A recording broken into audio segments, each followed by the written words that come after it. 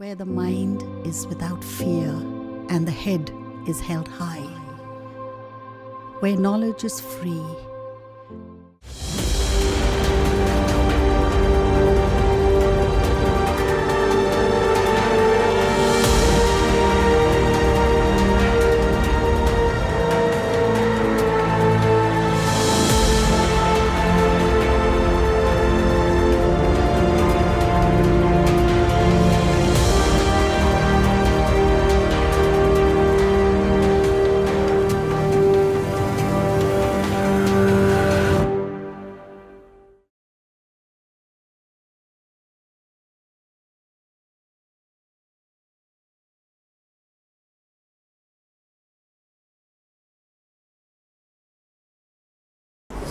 আচ্ছা, আমি আবার পরিচয় দিচ্ছি। আমি কুমারের বিশ্বাস, নগরে হাই স্কুলের শিক্ষক।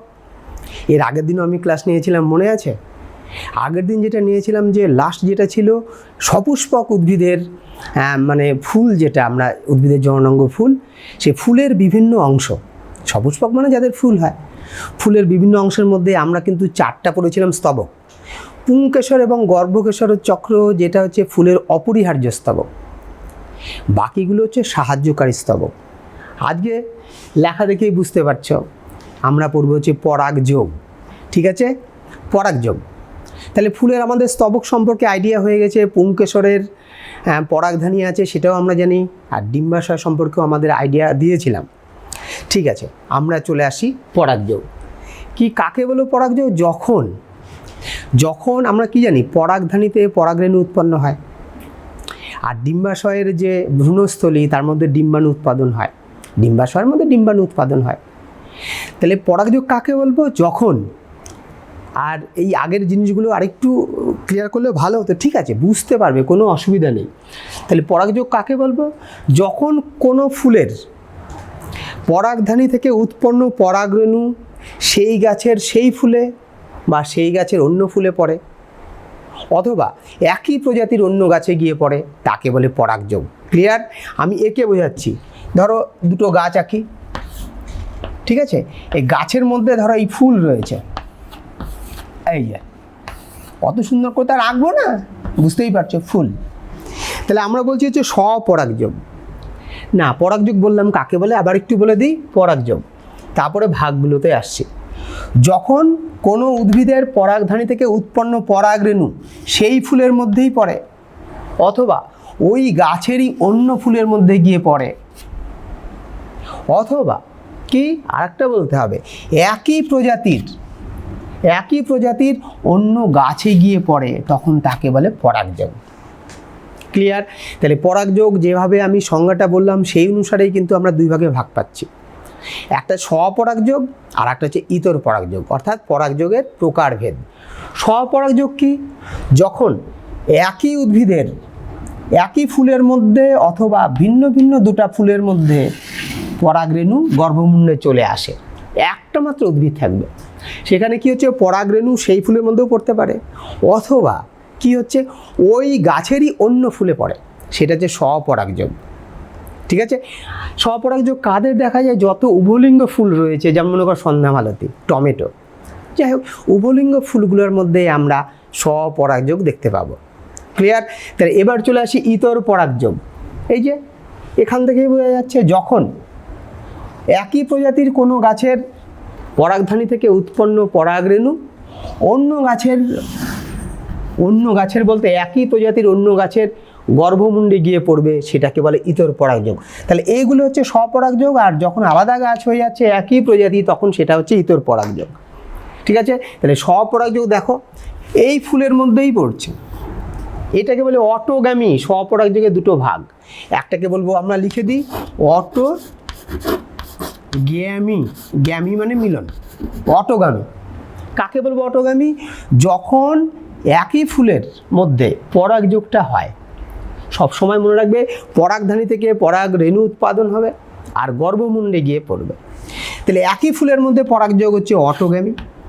একই গাছের দুটি ভিন্ন ভিন্ন ফুলের মধ্যে যদি পরাগযোগ হয়, এই ফুলের মধ্যে এবং এই ফুলের মধ্যে যদি পরাগযোগ হয়, তখন তাকে বলে হচ্ছে গেইটোনোগ্যামি।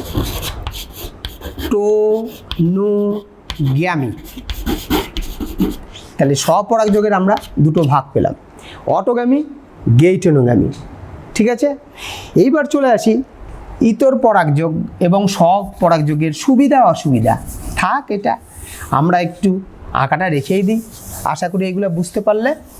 এবার সুবিধা, স্বপরাগযোগের কী সুবিধা? এই যে এখানে হচ্ছে পরাগরেণুর কোনো অপচয় হয় না। এই গাছের মধ্যে এখানেই পড়ে গেল, কোথায় আর অপচয় হচ্ছে? পরাগরেণু অপচয় হয় না, কোনো বাহকের উপর নির্ভর করতে হয় না। আমরা জানি, পরেই পড়ব, পরাগযোগের জন্য বিভিন্ন প্রকার বাহক থাকে। এখানে কোনো বাহকের প্রয়োজন হয় না, পরাগরেণুর অপচয় হয় না।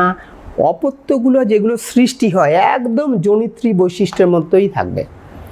জনিত্রী যা যা গুণ অপত্য জীবের মধ্যে সেইগুলো প্রকাশ পাবে। এটা হচ্ছে সুবিধা। অসুবিধাও রয়েছে, শুধু সুবিধা দেখলে হবে না, অসুবিধাও তো আছে। স্বপরাগযোগের অসুবিধা কি? যে সমস্ত অপত্য যেগুলো গাছ তৈরি হয় সেগুলো অপত্য গাছ বলে। যে সমস্ত অপত্য তৈরি হয় তাদের মধ্যে নতুন বৈশিষ্ট্য হয় না, অপত্যগুলো দুর্বল প্রকৃতির হয়, পরিবেশে অভিযোজন ক্ষমতা কম। ক্লিয়ার?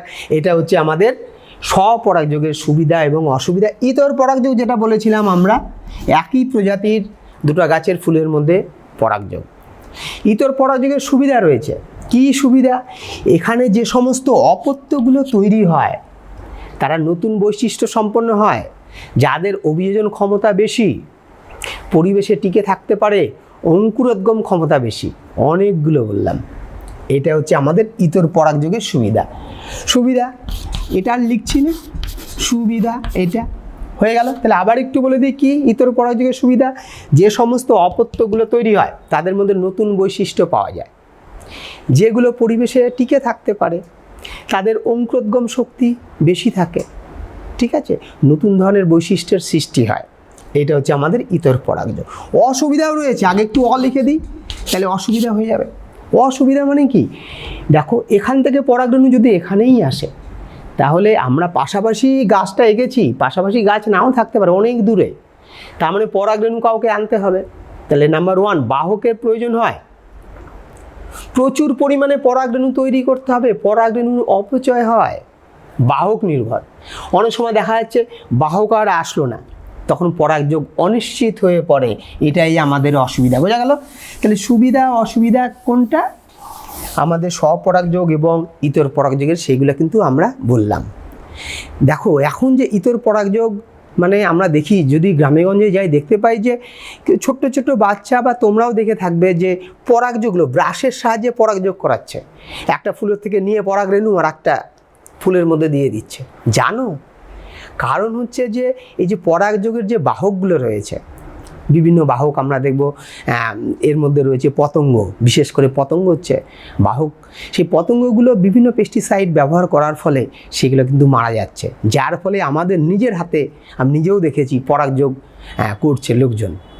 ঠিক আছে, যাই হোক, তাহলে ইতর পরাগযোগ সুবিধা অসুবিধা বললাম, স্বপরাগযোগের সুবিধা এবং অসুবিধা পড়লাম। এবার চলে আসি, আমরা কিন্তু বাহক বলে দিলাম, অর্থাৎ পরাগযোগের বিভিন্ন বাহক রয়েছে, যারা পরাগরেণু বহন করে তারাই বাহক। যে সমস্ত যারা হচ্ছে পরাগরেণুটাকে বহন করে নিয়ে যায় তারাই বাহক। বিভিন্ন এইগুলো ইতর পরাগযোগের ক্ষেত্রে হয়। এদের বিভিন্ন বাহক থাকতে পারে। কারা? বায়ুকে কেউ বহন করে না। আমরা পড়ব বিভিন্ন প্রকার পরাগযোগের বাহক অনেক রকম রয়েছে। শামুকের সাহায্যে রয়েছে মেলাকোফিলি, কাইরাপ্টোফিলি, সেটা হচ্ছে বাদুড়ের সাহায্যে পরাগযোগ হয়। আমাদের 4টা সিলেবাসে রয়েছে, সেগুলো কিন্তু আমরা আলোচনা করব। তাহলে বায়ুর সাহায্যে পরাগযোগ হয়, সেটা হচ্ছে বায়ু পরাগী ফুল, যেমন ধান, গম, এগুলো হচ্ছে বায়ু পরাগী ফুল। কীরকম হয় তাদের ফুলের বৈশিষ্ট্যগুলো পড়ব। ফুলগুলো খুব হালকা হয়।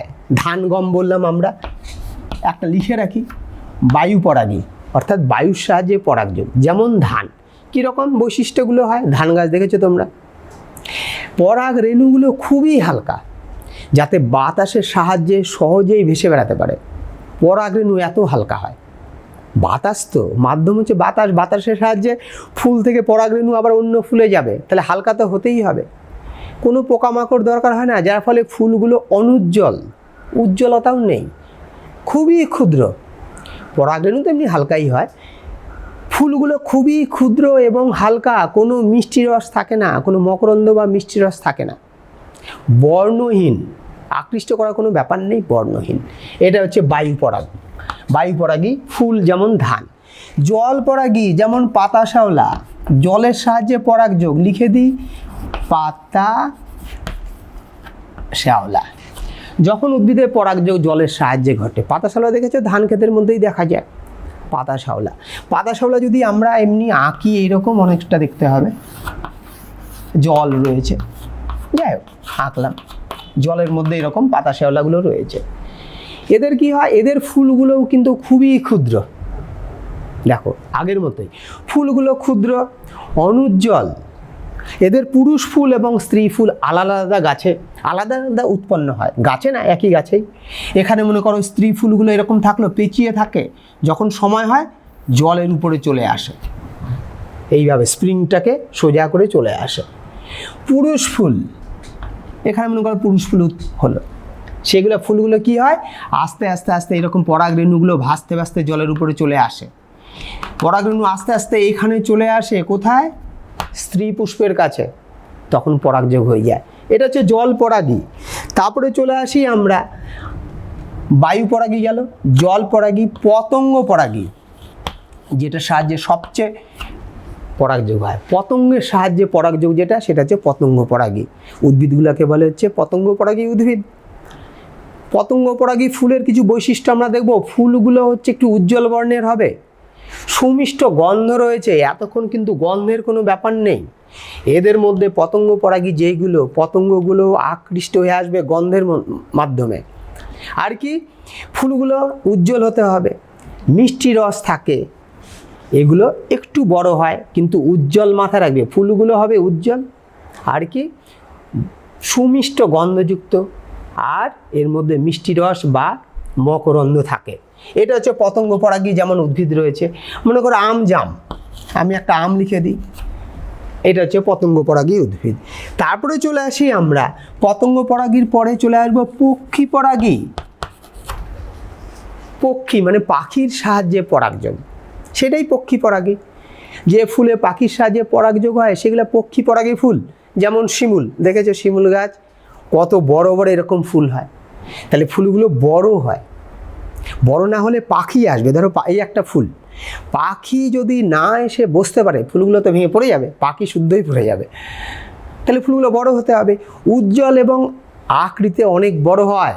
এর মধ্যে কি মিষ্টি রস থাকে, সুমিষ্ট গন্ধ এখানে লাগে না, শুধু আকৃতি বড় এবং উজ্জ্বল বর্ণের হলেই হবে। আর এদের যে পরাগধানীগুলো হয় না, সেগুলো পাখিগুলো আবার খেয়েও নেয়। যাই হোক, তাহলে আমরা পক্ষী পরাগী যেমন শিমুল বলে দিই, একটু নামটাও লিখে দিই, শিমুল হয়ে গেল। তাহলে আমরা কি বললাম, আমরা বললাম বিভিন্ন বাহক, কি বায়ু পরাগী, জল পরাগী, পতঙ্গ পরাগী, পক্ষী পরাগী, তাদের উদাহরণ, ফুলগুলোর নাম বললাম, আর এদের হচ্ছে ফুলগুলোর বৈশিষ্ট্য বা উদ্ভিদের বৈশিষ্ট্যগুলো আমাদের পড়া হলো। এইবার দেখো পরাগযোগ আমরা একটু মুছেই দিই, পরাগযোগ চলে গেল। এইবার চলে আসি উদ্ভিদের নিষেক, সপুষ্পক উদ্ভিদের নিষেক। যে উদ্ভিদের ফুল হয় তারা সপুষ্পক। সপুষ্পক উদ্ভিদের নিষেক, নিষেক সম্পর্কে আগের ক্লাসে কিন্তু আমরা বলেছিলাম পুংগ্যামেট এবং স্ত্রী গ্যামেটের মিলনকে বলে নিষেক। তাহলে আমরা দেখব ফুলের মধ্যে কি করে পুংগ্যামেট এবং স্ত্রী গ্যামেটের মিলন হয়, অর্থাৎ নিষেক প্রক্রিয়া হয়। তার আগে নিষেক, পুংগ্যামেট এবং স্ত্রী গ্যামেটে কিছু পরিবর্তন হয়, সেগুলো আমরা দেখি। তাহলে নিষেকের আগে আমরা কি পড়ছি, সপুষ্পক উদ্ভিদের, সপুষ্পক কথাটা লেখা নেই, সপুষ্পক উদ্ভিদের নিষেক। সপুষ্পক উদ্ভিদের নিষেকের আগে মানে পুংগ্যামেট এবং স্ত্রী গ্যামেট মিলন হওয়ার আগে কি কি ঘটনাগুলো ঘটে। 1 নম্বর হচ্ছে পরাগরেণু সৃষ্টি বা পরিবর্তন। আমরা লিখে নিই পয়েন্টগুলো। পরাগরেণুর পরিবর্তন, পরাগরেণু পরিবর্তন কি হয়, পরাগরেণুর পরিবর্তন। 2 নম্বর পয়েন্টটা আগে লিখে নিই, ভ্রূণস্থলীর পরিবর্তন, সব আমরা পড়ব, ভ্রূণস্থলীর পরিবর্তন।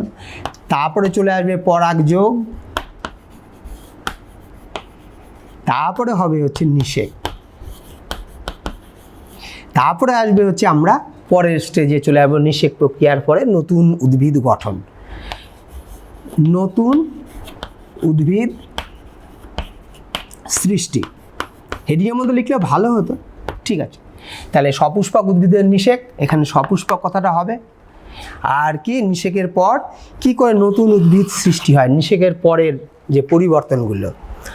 তাহলে পরাগরেণুর পরিবর্তন আমরা জানি পরাগধানী, মনে আছে পরাগধানী, ধরো এই হচ্ছে আমাদের একটা পরাগধানী আঁকলাম।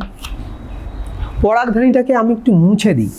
এর মধ্যে পরাগরেণু মাতৃকোষ রয়েছে, কারণ এইখানে আমরা দেখবো এর মধ্যে যে পরাগথলি রয়েছে ছোট্ট ছোট্ট করে হয়ে যাচ্ছে, এর মধ্যে পরাগরেণু উৎপাদন হচ্ছে। একটু বড় করে এঁকে দিই না। তাহলে পরাগধানীতে পরাগরেণু মাতৃকোষ, এখানে পরাগরেণু মাতৃকোষ রয়েছে, মিওসিস প্রক্রিয়ায় বিভাজিত হয়ে পরাগরেণু তৈরি করে। পরাগ লিখে দিই রেণু। পরাগরেণুর পরিবর্তন মানে কি, যখন মিওসিস প্রক্রিয়া বিভাজন হয়ে গেল, পরাগরেণু তৈরি হয়ে গেল, তখনই কিছু পরিবর্তন আমরা দেখতে পাবো। কি পরাগরেণু একটু গঠন বলে দিই ছোট্ট করে। বাইরে একটা আবরণ থাকে রেণু বহিঃত্বক, আর ভেতরে আর একটা থাকে এরকম আবরণ, সেগুলো হচ্ছে রেণু অন্তঃস্থক। আর কি বহিঃত্বকের মাঝে এরকম অনেকগুলো ছিদ্র থাকে, সেগুলো হচ্ছে রেণুরন্ধ্র। ভেতরে থাকে নিউক্লিয়াস, এইটা হচ্ছে রেণু। বাইরের আবরণ রেণু বহিঃত্বক, রেণু অন্তঃস্থক, একটা নিউক্লিয়াস থাকে, আর এগুলো হচ্ছে ছিদ্র। পরাগ রেণু, ছিদ্র, রেণুরন্ধ্র। লেবেলিংগুলো করছি না। কি হয়, প্রথমে যখন রেণু উৎপাদন হয়ে গেল পরাগ রেণু, তখন এর কোষটা বিভাজিত হয়, নিউক্লিয়াসটা বিভাজিত হয়ে যায় মাইটোসিস পদ্ধতিতে। একটা অপেক্ষাকৃত ছোট হয় আর একটা বড় হয়, একটু লাল দিয়ে করি দেখতে সুবিধা হবে। এটাকে বলে হচ্ছে আমাদের, এটাকে বলে নালীকোষ, লিখে দিই সুবিধা হবে, বা নালিকা কোষ। নালীকোষই লিখি, এক মিনিট, নালিকা কোষ লিখে দিলাম, নাহলে বানান হবে না। নালিকা কোষ। আর এটাকে বলে বা নালী, এটা হচ্ছে নালিকা নিউক্লিয়াস, আর এই কোষটা হচ্ছে নালিকা কোষ। আর এটা হচ্ছে জনন কোষ, আর এই নিউক্লিয়াসটাকে বলে জনন নিউক্লিয়াস, এন লিখলাম। তাহলে পরাগরেণুর নিউক্লিয়াসটা বিভাজিত দুটো অসমান কোষ তৈরি করলো, একটা হচ্ছে জনন কোষ, একটা হচ্ছে নালিকা কোষ, ঠিক আছে। এইবার যে পরিবর্তনগুলো আসবে সেগুলো গর্ভমুণ্ডে যাওয়ার পর, গর্ভমুণ্ডে আমরা পরে দেখছি। তাহলে পরাগরেণু পরিবর্তন হয়ে গেল, আশা করি বুঝতে পারছো। এবার চলে আসি আমরা, বোর্ডটা একটু ঘোলা হয়ে গেছে, বুঝতে পারবে না নাহলে। এবার চলে আসি আমরা পরাগরেণু পরিবর্তনের পরে চলে আসবে ভ্রূণস্থলী পরিবর্তন। চলে আসি ভ্রূণস্থলী। আমরা জানি এই যে ডিম্বাশয়ের মধ্যে থাকে হচ্ছে ভ্রূণস্থলী। কি ভ্রূণস্থলীর পরিবর্তন হয়, ভ্রূণস্থলীর নিউক্লিয়াসটা বারবার বিভাজিত হয়, তিনবার মাইটোসিস পদ্ধতিতে বিভাজিত হয়। প্রথমবার হবে দুটো কোষ, তারপরে আবার বিভাজন হয় চারটা, তারপর হচ্ছে আবার বিভাজিত হয়ে 8টা কোষ তৈরি করে, এবং বিশেষ পদ্ধতিতে ভ্রূণস্থলীর মধ্যে সজীব থাকে। তাহলে ভ্রূণস্থলী পরিবর্তনে আমরা দেখছি যে কি, ভ্রূণস্থলীর মধ্যে যে নিউক্লিয়াসটা ছিল সেটা বারবার 3বার বিভাজন হলো, 8টা কোষ তৈরি করলো, এবং বিশেষ পদ্ধতিতে সাজানো থাকে। এখানে থাকে রেণুরন্ধ্র, এই রেণুরন্ধ্রের নিকট থাকে 3টি করে দিই আমি, এই 3টে করে দিলাম। মাঝে থাকে 2টো, আর শেষের দিকে থাকে 3টি, হয়ে গেল। তাহলে এই যে 3টার মধ্যে একটাকে বলে ডিম্বাণু, লিখে দিই। ডিম্বাণু একটু দূরে লিখি, আর একটু এর মধ্যেই আমরা এঁকে ফেলবো ডিম্বাণু। ডিম্বাণু। বাকি দুটাকে বলে সহকারী কোষ। তাহলে বিশেষভাবে সাজানো থাকে রেণুরন্ধ্রের নিকট। কি থাকে, একটাকে বলে ডিম্বাণু, আর বাকি দুটাকে বলে হচ্ছে সাইনার্জিস বা সহকারী কোষ। মাঝের যে 2টো ছিল সেগুলো মিলিত হয়ে যায়, 2n হয়ে গেল, মিলিত করে দিলাম। সেটা তৈরি করবে হচ্ছে আমাদের নির্ণীত নিউক্লিয়াস। নির্ণীত নিউক্লিয়াস এন লিখলাম, লেখাও মুশকিল হয়ে যাচ্ছে বোর্ড। আর শেষের দিকে মানে মূলের দিকে যেটা থাকে সেইগুলোকে বলে হচ্ছে আমাদের অ্যান্টিপোডাল সেলস বা প্রতিপাদক কোষ সমষ্টি। এটা হচ্ছে অ্যান্টিপোডাল সেলস, লিখছি না। এই হচ্ছে পরিবর্তন হয়ে গেল। এইবার কি, এইবার হচ্ছে আমাদের পরাগযোগ, অর্থাৎ পরাগধানী থেকে বিভিন্নভাবে, সে বাহকের মাধ্যমে হোক বা আপনা আপনিই হোক, যদি উভলিঙ্গ ফুল হয়, তাহলে কি হচ্ছে, সেগুলো আস্তে আস্তে এর মধ্যে চলে আসবে এবং গর্ভমুণ্ডে পড়বে। আমি একটু আঁকি,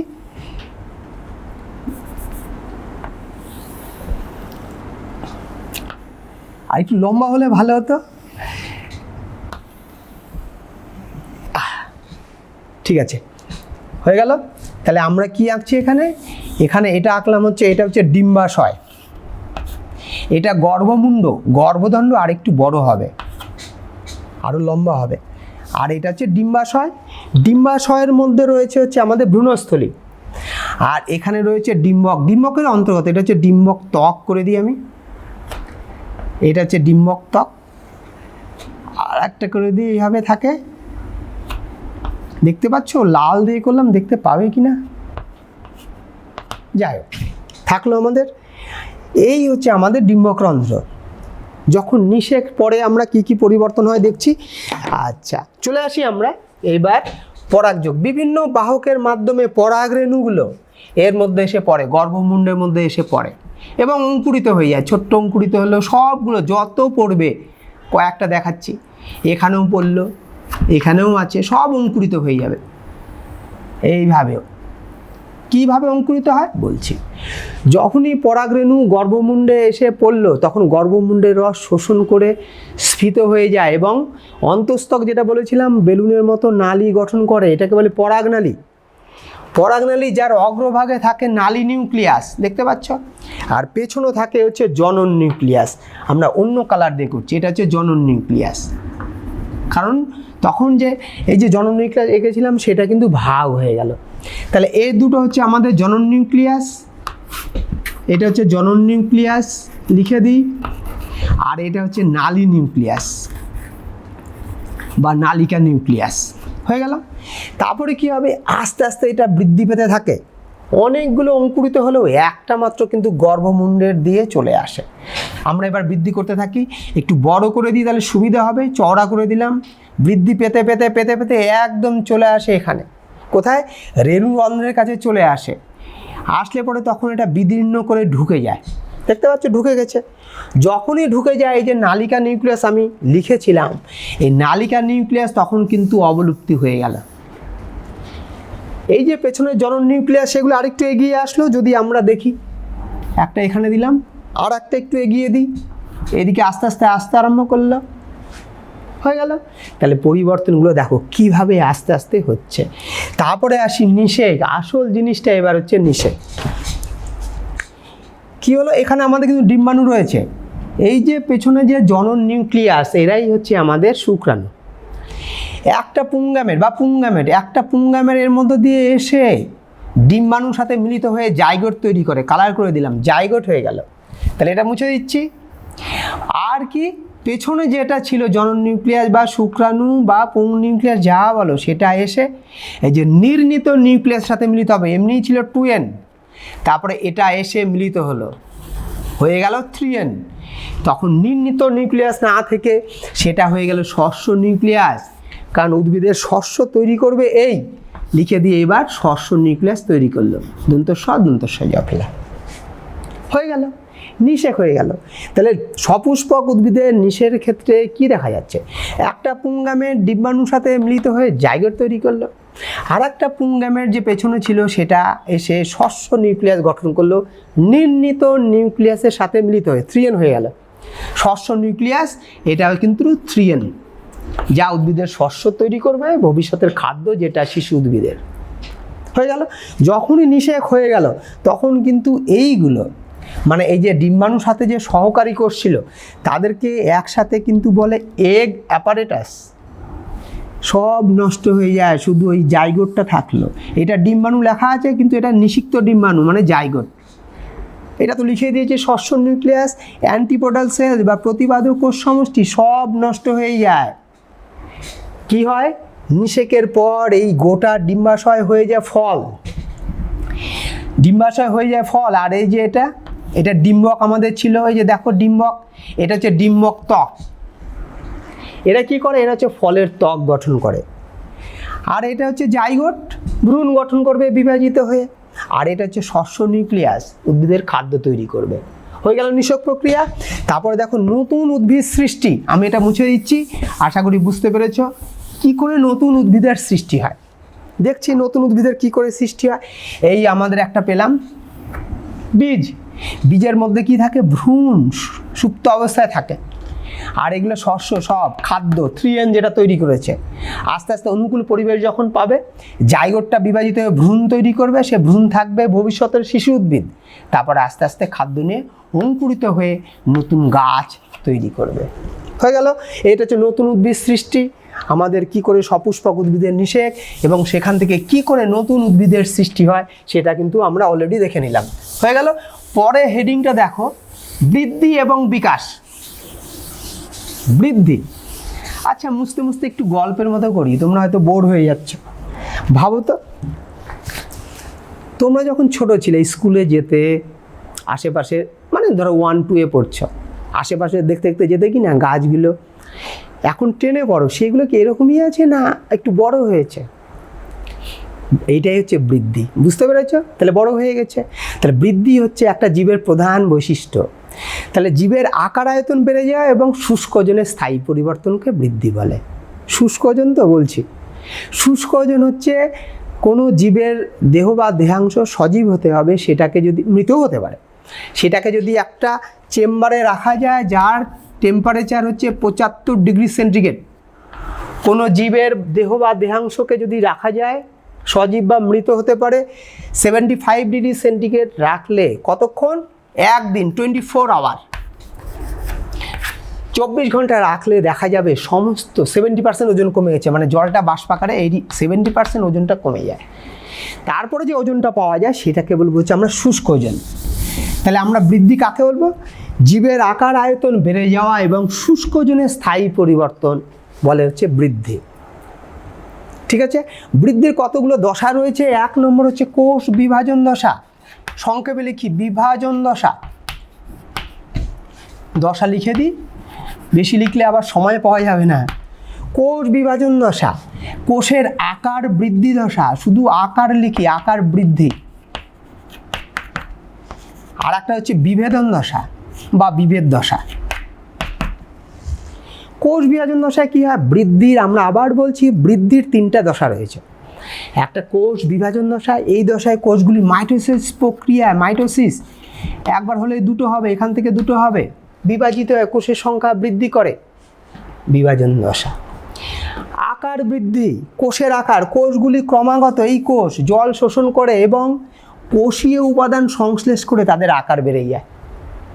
হয়ে গেল বিভেদ দশা, কোষগুলো তারপর তাদের কাজের ভিত্তিতে ভাগ হয়ে যায়, বিভিন্ন কলা তৈরি করে, কারো ক্ষেত্রে অঙ্গ তৈরি করে, এগুলো হচ্ছে আমাদের বিভেদ দশা। হয়ে গেল কোষ বিভাজন দশা, কোষের আকার বৃদ্ধি দশা এবং বিভাজন দশা।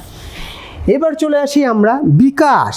বৃদ্ধির সাথে বিকাশ একটু আলাদা রয়েছে। বিকাশ হচ্ছে কি, আমরা দেখব যে ভ্রূণ, এককোষী ভ্রূণ থেকে যখন বিভিন্ন অঙ্গ প্রত্যঙ্গযুক্ত বহুকোষী জীবদেহ গঠিত হয় সেটাকে বলে বিকাশ। এককোষী ভ্রূণ থেকে অঙ্গ প্রত্যঙ্গযুক্ত যে জীবদেহ গঠিত হয় তাকে বলে বিকাশ। তাহলে বিকাশটা হচ্ছে কি, জীবের অঙ্গের মানে জটিলতা বেড়ে যাওয়া, আর বৃদ্ধি হচ্ছে শুষ্ক ওজন বেড়ে যাওয়া, এটার মধ্যে সম্পর্কও আসে। আমরা দেখব বিভিন্নভাবে বিভিন্ন বইয়ে দেওয়া রয়েছে, একটা উত্তর আমরা পড়ছি কি বলবো, যেটা হচ্ছে মানুষের বিকাশের বিভিন্ন দশাগুলো। 1 নম্বর হচ্ছে এই দশার কি পড়ব? সদ্যজাত, লিখে নিই একটু, সদ্যজাত। 2 নম্বর চলে আসি শৈশবকাল, শৈশবই লিখে দিচ্ছি। 3 নম্বর আসবে হচ্ছে পরিণত দশা, 5টা দশা পাবো, পরিণত দশা। 4 নম্বর হচ্ছে, একটা ভুল হলো এখানে, 3 নম্বর আমরা বয়ঃসন্ধি লিখে দিই, এটা লিখতে হবে, মিস হয়ে গেছিলো। বয়ঃসন্ধিকাল, বয়ঃসন্ধি লিখলাম, বয়ঃসন্ধিকাল, তারপরে হচ্ছে পরিণত, লাস্টে তো চলে আসবে, তোমরা বুঝতেই পারছো, বার্ধক্য।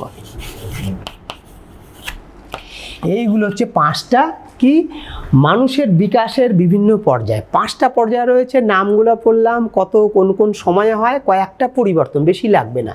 ঠিক আছে, এরপরেই কিন্তু আমরা চলে যাব পরবর্তী ইয়েতে। হ্যাঁ, আমরা মুছে গিয়ে তারপরে আসছি। তাহলে সদ্যজাত বললাম, বিভিন্ন বই বিভিন্ন রকম রয়েছে, আমরা 0 থেকে 2 বছর ধরব। শৈশব হচ্ছে 2 থেকে 10 বছর ধরে নাও। বয়ঃসন্ধি হুয়ের মতে 10 থেকে ধরো 18 করে দাও। পরিণত বা 19 করতে পারো। না করে দিই 20 থেকে 60, বার্ধক্য হচ্ছে 60-এর পরবর্তী, হয়ে গেল। তাহলে সদ্যজাত আমরা বিভিন্ন বয়সগুলো বললাম, এর দশার কি কি বৈশিষ্ট্য। সদ্যজাত কারা? যখন জন্ম হয় মাথাটা বড় থাকে, ওজনটা বেশি থাকে, তারপর আস্তে আস্তে কমে, শব্দ বুঝতে শেখে, আলো দেখতে ওরা শিখে যায় সদ্যজাত, তারপরে আস্তে আস্তে খাওয়া দাওয়া শেখে, হয়ে গেল। শৈশব তোমাদের পার হয়ে গেছে, চিন্তা নেই। 2 থেকে 10 বছর, তখন কিন্তু খেলাধুলার প্রতি আকৃষ্ট হয়, বড়দের অনুকরণ করে। যদি কেউ ঝগড়া করে, মারপিট করে, এরকম দেখে, সে কিন্তু সেইগুলো অনুকরণ করবে, তোমাদের কাজে লাগবে, জেনে রাখো। সেটা হচ্ছে শৈশব। বয়ঃসন্ধি, বয়ঃসন্ধি তোমাদের যেটা চলছে হুয়ের মতে 10 থেকে 18 বা 19 বছর সময়কালকে বলে হচ্ছে বয়ঃসন্ধিকালীন দশা। এখানে মুখ্য বৃদ্ধি হয়, অর্থাৎ শুক্রাশয় এবং ডিম্বাশয় মানে জননাঙ্গের বৃদ্ধি হয়, এটা হচ্ছে মুখ্য বৃদ্ধিকাল। বিপরীত লিঙ্গের প্রতি আকৃষ্ট হয়, এই কয়েকটা বলবে, আরও বলবো। বন্ধুকে বিশ্বাস করে, মিথ্যা কথা বলা শেখে, মা বাবা কোনো সময় মিথ্যা কথা বলে, তোমাদের মধ্যে এটা রয়েছে। এটা হচ্ছে বয়ঃসন্ধিকালীন সমস্যা, তোমাদের না। পরিণত দশা 20 থেকে 60, আস্তে আস্তে বড় হলো, তারপর কি করবে, সে স্বনির্ভর হতে চায়, বংশ বিস্তার বা প্রজনন করবে, তারপরে বৃদ্ধিটা শেষের দিকে যাবে যখন, তখন আস্তে আস্তে কমতে থাকবে, হয়ে গেল। বার্ধক্য দশা 60-এর পরবর্তী, আমরা মুছতেই বলি। বার্ধক্য মানে তখন অঙ্গ প্রত্যঙ্গের কাজকর্মগুলোর যে কাজকর্মগুলো কমতে থাকে, তখন তারা কি, হাড়ের ক্ষয় হয়। মনে করো আমাদেরই হয়ে যাচ্ছে, হাড়ের ক্ষয় হচ্ছে, 60 বছর হয়নি, হাড়ের ক্ষয় হয়, বিভিন্ন মানসিক অবসাদে ভোগে, এই বোধহয় আমার এই রোগ হলো, ভাবছে এই রোগ হলো, বিভিন্ন এরকম রোগ লেগেই থাকে। এক্সারসাইজ, মর্নিং ওয়াক এগুলো করে শরীরকে ঠিক রাখতে হবে। এই চলে গেল আমাদের, আমরা একটু সময় নিচ্ছি, একটু এটা বন্ধ করে দিচ্ছি, পরে আমরা চলে আসছি কিন্তু আমরা পরের চ্যাপ্টারে। এর আগে কিন্তু তোমাদের বংশগতির লিঙ্গ নির্ধারণের আগে পর্যন্ত হয়েছে, আজকে পড়ব সরাসরি লিঙ্গ নির্ধারণ। মানুষের লিঙ্গ নির্ধারণ পদ্ধতি, অর্থাৎ মানুষের প্রত্যেকটা কোষে 46টা ক্রোমোজোম থাকে, 44টা অটোজোম এ লেখে, আর 2টো হচ্ছে সেক্স ক্রোমোজোম। সেক্স ক্রোমোজোম মেয়েদের ক্ষেত্রে থাকে XX, আর ছেলেদের ক্ষেত্রে থাকে 44টা অটোজোম। জানি আমরা এগুলো, তোমরা তো ভালোই জানো, আমরা বলতে তোমাদের বোঝাচ্ছি। 44টা অটোজোম, 2টা সেক্স ক্রোমোজোম। আমাদের দেহের প্রতিটি কোষে 46টা ক্রোমোজোম থাকে। যখন মেয়েদের ক্ষেত্রে ডিম্বাশয় থেকে ডিম্বাণু উৎপাদন হয়, তখন এগুলো মিওসিস প্রক্রিয়ায় বিভাজিত হয়ে একই ধরনের গ্যামেট গঠন করে। দেখো 44টা অর্ধেক হয়ে গেল, আমরা জানি মিওসিস প্রক্রিয়া অর্ধেক হয়ে যায় 22টা অটোজোম X, এখানেও তাই 22টা অটোজোম, প্লাস না লিখলেও হবে, আবার একটা প্লাস লিখে দিই, X, ক্যাপিটাল X।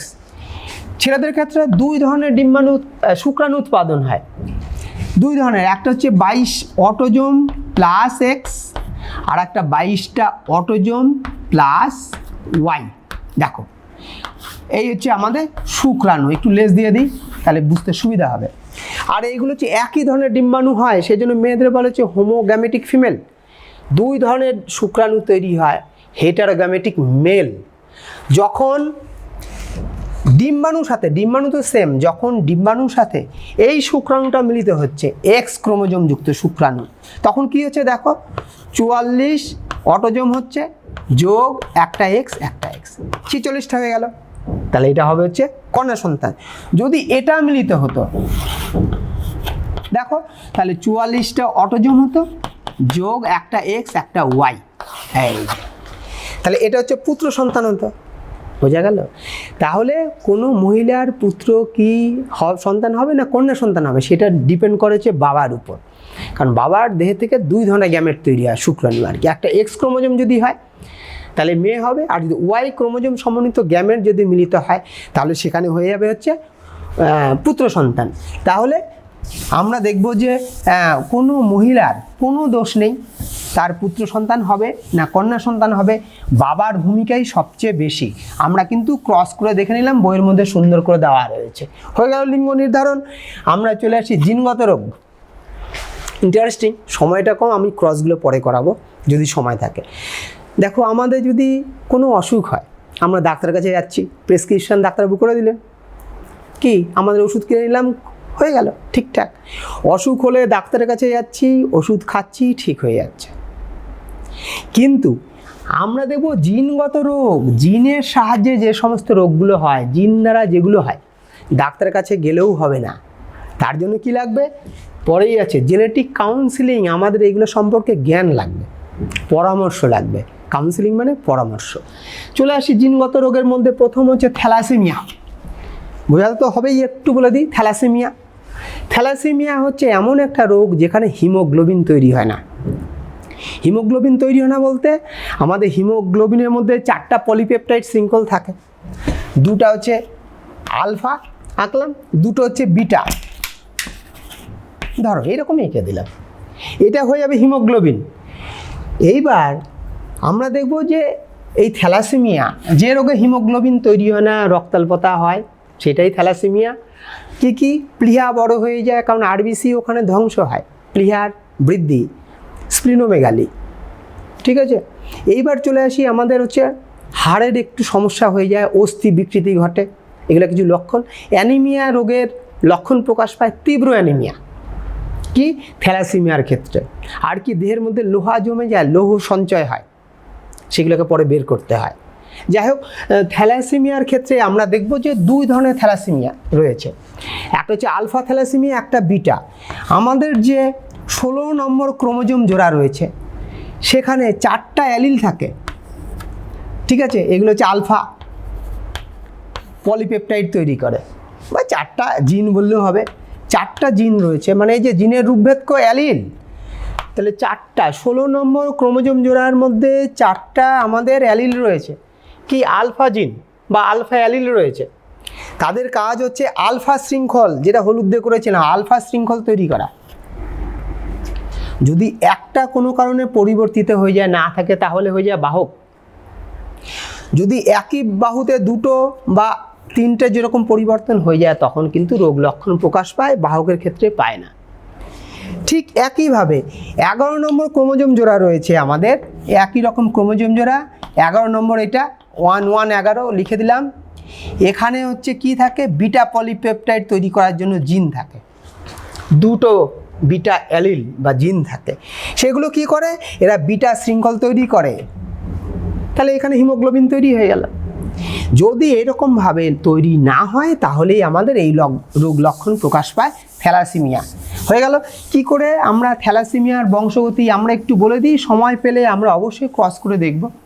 থ্যালাসেমিয়ার বংশগতি আমরা দেখব, যদি মা বাবার মধ্যে দুজনেই বাহক হয়, তাহলে ছেলে মেয়েদের মধ্যে দেখা যাচ্ছে 25%, মনে রাখবে, মা বাবার মধ্যে দুজনেই যদি বাহক হয়, তাহলে ছেলে মেয়েদের মধ্যে 25% সন্তান হচ্ছে আক্রান্ত হবে থ্যালাসেমিয়া।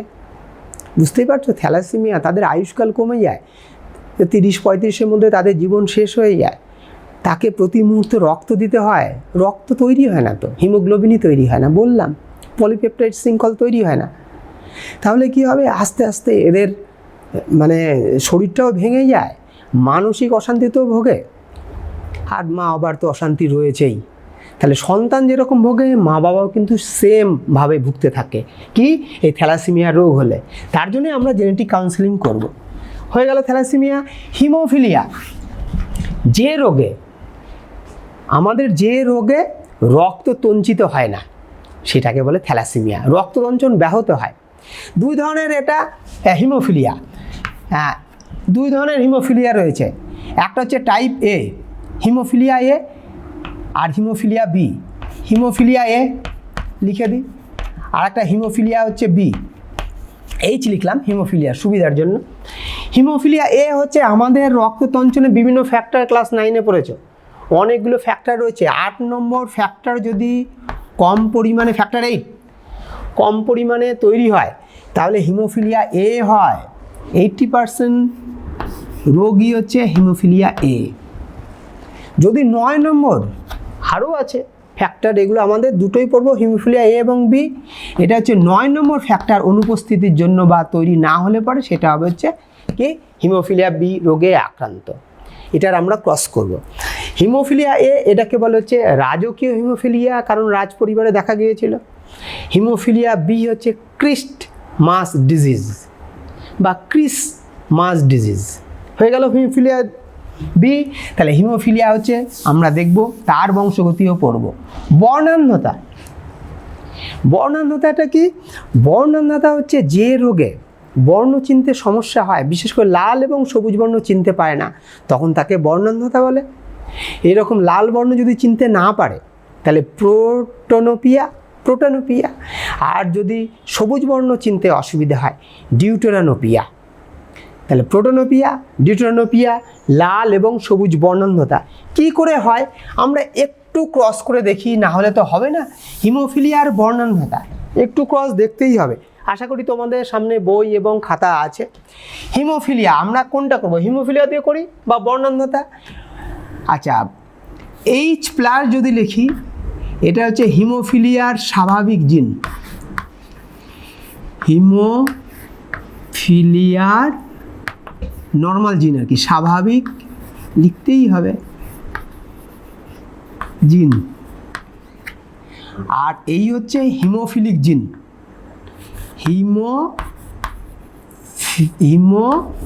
হিমোফিলিক জিন H। বোঝা গেল? এটা হচ্ছে সাংকেতিক চিহ্ন। যদি কালার ব্লাইন্ড হয় তাহলে আমরা হচ্ছে C+ লিখব, বর্ণান্ধতা। এটা হচ্ছে স্বাভাবিক জিন। আর যদি সি লিখি তাহলে বর্ণান্ধতার জিন। একই রকম ক্রস কী রকম প্রকাশ পায় আমরা হিমোফিলিয়া রোগের বংশগতি আমরা পড়ব। আমরা দেখব যে এই যে হিমোফিলিয়া, দেখো একটা H+, একটা H, একটা হচ্ছে হিমোফিলিক জিন আর হচ্ছে হিমোফিলিয়ার স্বাভাবিক জিন। আমরা দেখব যে দুটো X ক্রোমোজোম থাকে মেয়েদের ক্ষেত্রে। মেয়েদের ক্ষেত্রে দুটো X ক্রোমোজোমই এই জিন বহন করতে পারে, কারণ এটা হচ্ছে আমরা আগে পড়েছি হচ্ছে থ্যালাসেমিয়া, সেটা হচ্ছে অটোজোম বাহিত রোগ। আর এই যে হিমোফিলিয়া এবং বর্ণান্ধতা, এটা হচ্ছে সেক্স ক্রোমোজোম বাহিত রোগ। বোঝা যাচ্ছে? সেক্স ক্রোমোজোম বাহিত রোগ বা X ক্রোমোজোম বাহিত রোগ। তাহলে এই আমরা XX হচ্ছে মেয়েদের ক্রোমোজোম, তাদের যদি এইরকম থাকে H+ এবং H, তাহলে এই মেয়েটি বা মহিলাটি হবে বাহক। দুটো যদি প্লাস থাকে তাহলে মহিলা হবে স্বাভাবিক। বোঝা যাচ্ছে? আর দুটো যদি প্লাস না থাকে তাহলে হয়ে গেল হিমোফিলিয়ায় আক্রান্ত, হিমোফিলিক মহিলা। বোঝা যাচ্ছে? আবার বলছি, দেখো এটা হচ্ছে হিমোফিলিক মহিলা, একটায় থাকলে হবে বাহক আর দুটো থাকলে স্বাভাবিক। কাদের? ছেলেদের ক্ষেত্রে আমরা দেখি, ছেলেদের কিন্তু Y ক্রোমোজোম এই হিমোফিলিয়া বা বর্ণান্ধতা জিন বহন করে না, বর্ণান্ধতা জিন বহন করে না। তাহলে ছেলেদের ক্ষেত্রে একটা X ক্রোমোজোমে যদি হিমোফিলিয়ার জিন থাকে তাহলে কিন্তু সে আক্রান্ত হয়ে যাবে। তাহলে মেয়েরা কিন্তু বাহক হয়, এটাই বাহক, আর এটা ছেলে কিন্তু আক্রান্ত। ধরলাম ছেলে স্বাভাবিক মানে H+। তাহলে এদের বংশগতি পরবর্তী বংশধরদের মধ্যে কীরকমভাবে প্রকাশ পাবে আমরা ছকের সাহায্যে দেখব। কী হবে এদিকে ভালো করে দেখো। তাহলে প্রথমে আমরা 4টা বক্স করে ফেললাম। একদিকে পুংগ্যামেট নিব, এই যে পুংগ্যামেট মনে আছে লেখে এরকম। পুংগ্যামেট কি? X-এর মাথায় এখানে লিখলাম H+ দেখা যাচ্ছে, আর একটা হচ্ছে Y। আবার বলছি, যেহেতু ছেলেদের একটি মাত্র X ক্রোমোজোম থাকে, সুতরাং সেখানে যদি হিমোফিলিয়া বা বর্ণান্ধতার জিন থাকে তাহলে প্রকাশ পাবে, ছেলেরা বাহক হয় না। মেয়েদের ক্ষেত্রে কিন্তু দুটো X ক্রোমোজোমে যদি থাকে তাহলেই প্রকাশ পাবে, একটায় থাকলে বাহক। তাহলে আমরা এখানে দেখছি একটা বাহক আর একটা হচ্ছে নর্মাল স্বাভাবিক। তাদের মধ্যে যদি ক্রস হয়, এটা হচ্ছে ফিমেল, ফিমেলটা আমরা এইদিকে লিখলাম এরকমভাবে লেখে ফিমেল, মনে আছে? বংশগতিতে তোমরা পড়েছো। তাহলে এই X-এর মাথায় একটু হলুদ দিয়ে দিই তাহলে সুবিধা হবে। X-এর মাথায় H+, বাহক কিন্তু X-এর মাথায় লিখে ফেলেছো, এই যে হয়ে গেল। এবার ক্রস হবে, দেখো আগে আমরা XX করব, হলুদ X, আচ্ছা নাও তোমাদের মতোই করি লাল X। এটা কি? এটার সাথে হবে, এটার মাথায় দেখো H+ লিখে দিলাম, আর এটার মধ্যে H+। এটা কি হবে? XY আগে করে নিব, বাপরে কালার চেঞ্জ করতে অসুবিধা। তো X-এর মাথায় কি H+, ওয়ার মাথায় কিছুই হবে না। এবার চলে সেটা XX, কালার আর চেঞ্জ করছি না, আচ্ছা না করে দিই নাহলে আবার বুঝতে অসুবিধা। XX এর মধ্যে H+ রয়েছে, এটার মধ্যে H রয়েছে। তারপরে চলে আসি XY, হলুদ X, তার মাথায় H, আর চলে আসি নর্মাল Y। হয়ে গেল অপত্য। তাহলে এখানে কি দেখা যাচ্ছে, এই হচ্ছে স্বাভাবিক। যদি যা 100% যদি সন্তান হয়, তাহলে এই দেখো সন্তানদের মধ্যে 50% আমরা দেখব যে কন্যা সন্তান, কন্যা সন্তানদের 50%, যেটাই বলো। আর যদি এমনি সন্তান হয় 25% কন্যা সন্তান স্বাভাবিক হবে, 25% কন্যা সন্তান হবে কি বাহক, 25% হচ্ছে স্বাভাবিক পুত্রদের মধ্যে, 25% আক্রান্ত। যদি বলে এরকম থাকে যে পুত্রগুলো তৈরি হলো, তাহলে 100% পুত্রই তৈরি হলো, তাদের দেখো 50% তাহলে স্বাভাবিক, 50% আক্রান্ত। যদি মেয়েদের বলে তাহলে 50% স্বাভাবিক, 50% বাহক। বুঝা গেল? তাহলে সন্তান বললে কিন্তু আমরা ছেলে এবং মেয়ে সব ভাগ ভাগ করে দেব। 25% আক্রান্ত স্বাভাবিক, 25% কন্যাদের বাহক, ছেলেদের ক্ষেত্রে 25% হচ্ছে স্বাভাবিক, 25% আক্রান্ত। তার মানে দেখেছ, যদি বাহক মহিলার সাথে স্বাভাবিক পুরুষের বিয়ে হয়, আমরা তো বুঝতে পারছি না কোন মহিলার আক্রান্ত, বা কোন আক্রান্ত বোঝা যায় কোন মহিলা বহন করে যাচ্ছে, কারণ এটা হচ্ছে প্রচ্ছন্ন জিন। এরা হচ্ছে শুধুমাত্র হোমোজাইগাস অবস্থায় প্রকাশ পায়। তাহলে মহিলাদের ক্ষেত্রে যদি দুটোই প্লাস হতো তাহলে স্বাভাবিক থাকতো, আর দুটো যদি হোমোজাইগাস অবস্থায় থাকে তাহলে প্রকাশ পেত। বোঝা গেল? আশা করি বুঝতে কোনো অসুবিধা। কালার ব্লাইন্ডতাই এক্সের মাথায় C+ আর C লিখে করবে। এই হচ্ছে আমাদের একটা ক্রস করেই ফেললাম, হয়ে যাবে। আমাদের নেক্সট আসছি হচ্ছে জেনেটিক কাউন্সিলিং এবং থ্যালাসেমিয়া। বইয়ের মধ্যে যে জিনিসটা করতে হবে, জেনেটিক কাউন্সিলিং বইয়ের মধ্যেই আছে, এবং থ্যালাসেমিয়া কি, জেনেটিক কাউন্সিলিং কি, একটা কথা কিন্তু আমরা এখন সবাই জেনে গেছি, ওই কাউন্সিলিং করতে হবে, কাউন্সিলিং করতে হবে। বাংলা হচ্ছে পরামর্শদাতা, পরামর্শ দেওয়া। কীরকম পরামর্শ? জিনগত পরামর্শ। থ্যালাসেমিয়া ও জেনেটিক কাউন্সিলিং কোনো পরিবারের জিনগত রোগের বিশ্লেষণ করা, জিনগত রোগের ইতিহাস যদি থাকে সেটা বিশ্লেষণ। আবার বলছি, কোনো পরিবারের বা কোনো ব্যক্তির জিনগত রোগের ইতিহাস বিশ্লেষণ, এবং পরবর্তীকালে যাতে জিনগত রোগ সম্পন্ন শিশু না জন্মায় সেই ব্যাপারে পরামর্শ দেওয়াকে বলে জেনেটিক কাউন্সেলিং। তাহলে জিনগত রোগের ইতিহাস আমরা বিশ্লেষণ করব, এবং পরবর্তীকালে কতটা ঝুঁকি রয়েছে জিনগত রোগের সেটা আমরা জানব, সেটাও বলতে পারবো। আর যাতে জিনগত রোগ না হয় সেটা কিন্তু আমরা জেনেটিক কাউন্সিলিংয়ের মাধ্যমেই হবে, এখানে ডাক্তার দিয়ে হবে না। আমরা বলেছিলাম থ্যালাসেমিয়া, থ্যালাসেমিয়া দুজনেই যদি বাহক হয়, আমরা বলেছি থ্যালাসেমিয়ার বংশগতি, দুজনেই যদি মা এবং বাবা দুজনেই যদি বাহক হয়, তাহলে সন্তানের মধ্যে 25% সন্তান কিন্তু এই রোগে আক্রান্ত হতে পারে। আমাদের মালদাতে প্রচুর, যদি আমরা হাসপাতালে গিয়ে দেখি প্রচুর ছেলে এবং মেয়ে থ্যালাসেমিয়া রোগে আক্রান্ত। কারণ একটাই ভুল, মা বাবা থ্যালাসেমিয়ার টেস্ট করেনি। বাহক হতে পারে, 50% বাহক হবে, আর স্বাভাবিক হওয়ার সম্ভাবনা 25%। তাহলে এই কাউন্সিলিংয়ের দ্বারা কি বোঝা যায়? তোমরা কি করবে, তোমরা বিয়ের আগে বা তোমাদের বড় যারা আত্মীয় রয়েছে তাদের বিয়ে হওয়ার আগের মুহূর্তে, এখন যদি নাম করা হয়ে থাকে, থ্যালাসেমিয়া টেস্ট হাসপাতালে গিয়ে করবে। তাহলে তাদের এই ধরনের রোগ হবে না। রোগ হলেই তো সমস্যা। থ্যালাসেমিয়া মানে রক্ত তৈরি হচ্ছে না, আমরা তো বলে দিয়েছি। তাহলে তাদের সমস্যাটা বুঝতে পেরেছো কীরকম হবে? সুতরাং বিয়ের আগে রক্ত পরীক্ষা, কী রক্ত পরীক্ষা, থ্যালাসেমিয়া বাহক কিনা সেটা পরীক্ষা করা অবশ্যই দরকার। ছেলেদের এবং মেয়েদের সবাইকে বলছি, যদি একজন বাহক হয় তাহলে কিন্তু অসুবিধা হবে না। আমরা যদি ক্রস করতে পারতাম, সময় একটু আছে, দেখি। এখানে আমরা ছেলে মেয়ের কোনো ব্যাপার নেই, আমরা চলে আসি কি থ্যালাসেমিয়ার পরীক্ষা।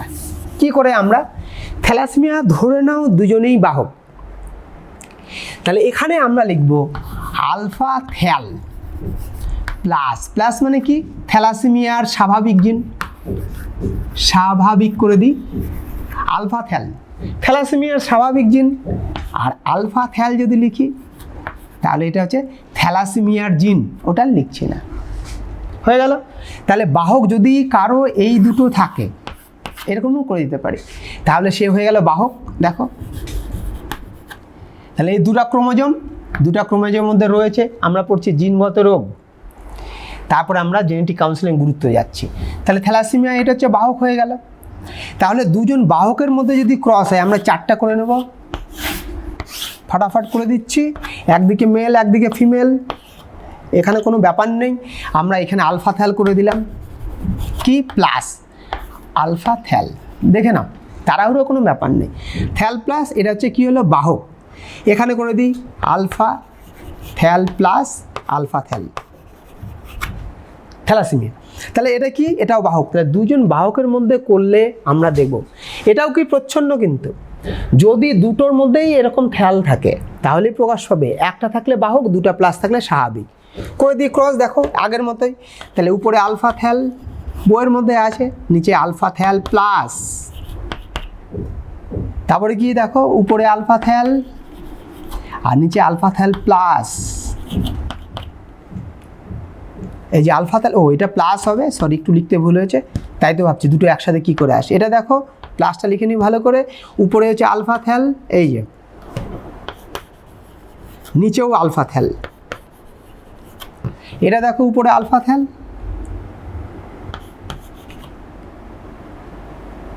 এটা প্লাস, এটা alpha thal. Thal plus plus, একটা প্লাস, প্লাসটা আগে লিখি সুবিধা হবে দেখতে। আচ্ছা এটা হচ্ছে প্লাস হবে একটা, এই যে লেখা হয়নি একটু, এই দুটো হয়ে গেল। আমরা যদি এর নিচে ক্রোমোজোম আঁকি, এই ক্রোমোজোম ক্রোমোজোম ক্রোমোজোম, তাহলে এটার ক্রোমোজোম এটা করে দিলাম, আর এটা ক্রোমোজোম এটা দাগ দিয়ে দিব, তাহলেই হয়ে যাবে। দেখো ওই জন্য আগে দিইনি, হয়ে গেল। তাহলে দেখো এই যে ক্রোমোজোম, এই যে 25% আমি বলছিলাম স্বাভাবিক, বলেছিলাম কি না, প্লাস দুটো রয়েছে মানে 25% সন্তান, ছেলে মেয়ে এখানে না, এক্স ক্রোমোজোম ওয়াই ক্রোমোজোম ব্যাপার নেই, অটোজোম দ্বারা বাহিত রোগ থ্যালাসেমিয়া। তাহলে এটা হচ্ছে আমার 25% হচ্ছে স্বাভাবিক। দেখো এই যে আক্রান্ত না, কিন্তু এরা হচ্ছে প্লাস রয়েছে দুটো, 50% বাহক। এই যে লাস্ট 25% আমি অন্য কালার দিয়ে রয়েছি, এই যে 25% লিখি, এটা দিয়েই 25% যেটা তারা কিন্তু আক্রান্ত। তাহলে বোঝা গেল কি বুঝলাম, যদি থ্যালাসেমিয়ার বাহক দুজনেই যদি বিয়েতে আবদ্ধ হয়, বিয়ে হয়, তাহলে 25% সন্তান হওয়ার সম্ভাবনা থাকে থ্যালাসেমিয়ায় আক্রান্ত হলে তো বুঝতেই পারছে।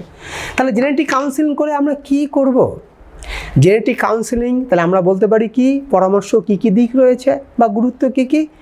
তাহলে বিয়ের আগে দুজনকে থ্যালাসেমিয়ার পরীক্ষা করতে হবে, তারা বাহক কিনা, এটা হচ্ছে জরুরি।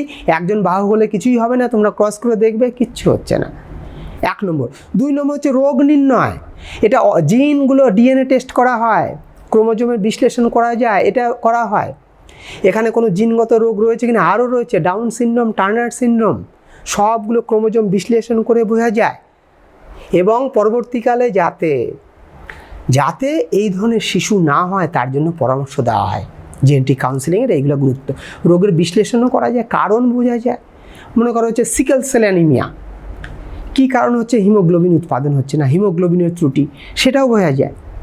তাহলে এটা হচ্ছে আমাদের জেনেটিক কাউন্সিলিং। তাহলে একটা কথা মনে রাখবে, থ্যালাসেমিয়া এবং জেনেটিক কাউন্সিলিং, থ্যালাসেমিয়া বাহক কিনা সেটা পরীক্ষা করবে, তারপরে তোমরা কিন্তু প্রতিজ্ঞা করবে এরকম আশেপাশে, তোমার তো অনেক দেরি আছে, আশেপাশে যাতে বিয়ে এরকম না হয় সেগুলো দেখার দায়িত্ব তোমাদের। ওকে, থ্যাংক ইউ, শেষ করছি।